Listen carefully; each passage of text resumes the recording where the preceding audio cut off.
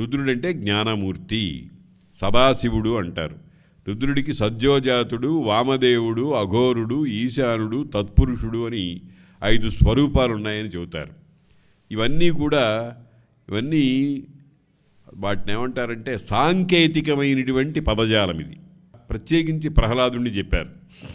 ప్రహ్లాదుడు అంటే జ్ఞానమూర్తి అని. ప్రహ్లాదుడు అంటే సత్వరజస్తమస్పరిశలేని సత్వగుణం, రజస్తమస్పరిశలేని సత్వగుణం, శుద్ధ సత్వం అన్నమాట. శుద్ధ సత్వమే ప్రహ్లాదాన్ని పొందుతుంది, ప్రకర్షమైన ఆహ్లాదాన్ని పొందుతుంది, ఆనందాన్ని పొందుతుంది. మనం పొందేటువంటి ఆనందాలన్నీ కూడా ఆనంద ఆభాసములు మాత్రమే, లేకపోతే 1%, 0.001% మాత్రమే. కానీ మనం దాన్నే తట్టుకోలేక అబ్బా ఎంత బ్రహ్మానందంగా ఉందండి అంటాం.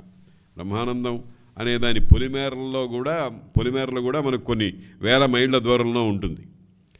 కాబట్టి ఆ ప్రహ్లాదుడు అనేటువంటి వాడు సాక్షాత్తు శ్రీమన్నారాయణుని దివ్యజ్ఞానం అంతా కూడా పొందినటువంటి వాడు.